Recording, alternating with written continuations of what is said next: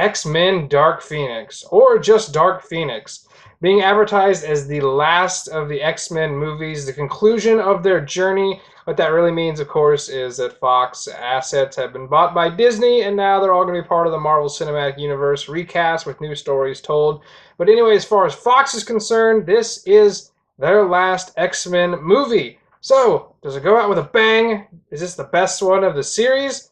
Or is it not the best one? Is it more subpar? Well, if you follow the X-Men franchise, it does this, doesn't it? I mean, we got X-Men, which, uncredited, sort of like retold the superhero genre of what a superhero movie could be.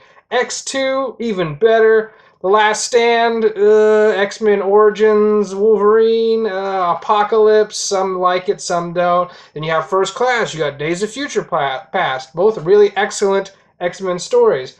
So the franchise itself, there's some hits, there's some misses. Where does this one fall? I'm gonna straight up be honest with you. It seems like on the internet right now is a popular thing to do is to hate on this movie. I'm not sure where that's coming from. I'm gonna place it right there in the middle. It's not an X-Men Origins Wolverine. It's not like a sew Deadpool's mouth shut kind of abomination, but it's nowhere near a Days of Future Past or an original X-Men. It's right there. It's right there in the middle.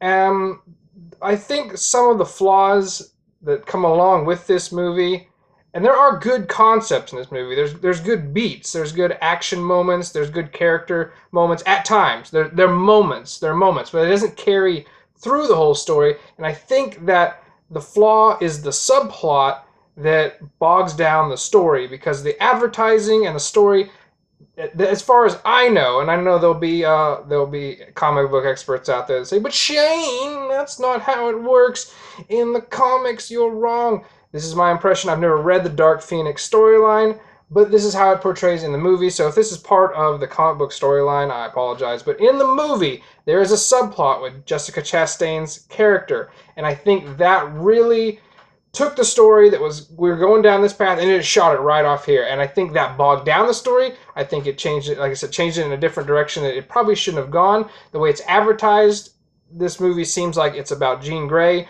her descent into this uncontrollable power that she comes by. And the Jessica Chastain character and her people, spoiler alert, they're not from around here. But I'm not going to tell you, well, they never say who they are, but I'm not going to tell you who I think they are. But they're here to reclaim this power from Jean that she got at the beginning of the movie that gives her the Phoenix powers, which, side note, doesn't make any sense because at the end of Apocalypse, when she kills Apocalypse, we see the outline of the Phoenix. So she's already kind of the Phoenix, but she needs this power that she gets at the beginning of the movie to be the Phoenix. Don't think about it, especially don't think about how this movie relates in a timeline-wise to how all the rest of the X-Men movie, because in a regular timeline, then you would think that X-Men 1 would be the next story in line, but there's no way. There's no way by the end of this movie that could ever happen. But anyway, it's that subplot of this Jessica Chastain character that's come to try and retrieve this power that Jean has absorbed, and she sort of manipulates her at times, and it's really a dichotomy of, is Jean good, is Jean bad, and then, of course, ultimately, I feel like we have to have a resolution that's more of a happy ending. And I thought this was going to take us down a journey of Jean falling prey to rage and desire and fear and anger, and that was going to take over. The Phoenix was going to take over, and that would be the ultimate fight, is somebody the X-Men care, somebody the X-Men love, part of their family is now turned against them, they're uncontrollable, and that decision to have to fight against them and destroy that thing that was always so close and so beloved to them was going to be the heart and emotion of the story. Walking out of this movie, it just feels kind of like, you ever have a CD you listen to and you enjoy the band, you like the band a lot, they got that couple songs on the CD that just, yeah, that's the one. Again, they got a couple of songs on the CD that when it comes on, you gotta press skip. And then there's some songs on the CD where it's like, if it plays, it plays. If it doesn't, it doesn't.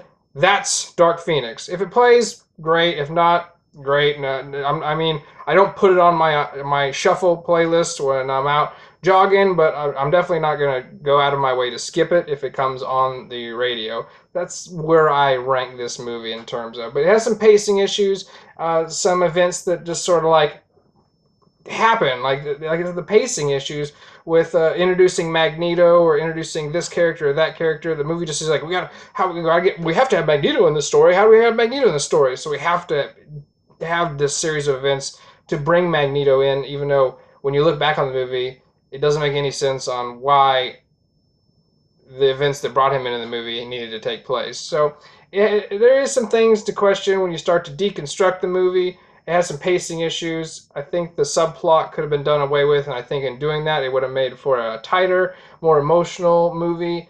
Some of the action beats there, like I said, there's some cool moments, some cool elements, but there's no action that really stands out overall. That I'm like, well, that was like a like an Iron Man versus Thanos type of fight. Like it was just kind of like, that was fun. Well, that was cool. So, if anything you can get from our review is this kind of middle of the road.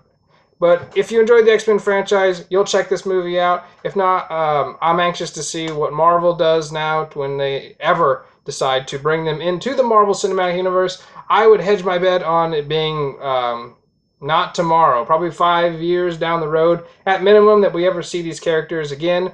And if you're hoping to keep an eagle-eye view out for a certain Claude figure who's been in all the other X-Men movies, some disappointing news. I wouldn't look too careful because I'm pretty sure he's not in it. This is the first and only X-Men movie where actually Wolverine does not make a cameo. Sad face. And of course, there's also no Stan Lee cameo. So Eagle Eye fans, not much cameos to look out for. I apologize. But what did you guys think of Dark Phoenix? Have you seen it? What's your favorite X-Men movie? Are you excited that they're going to make the move to Marvel? Let me know. I will catch you guys next time right here on Red Reviews.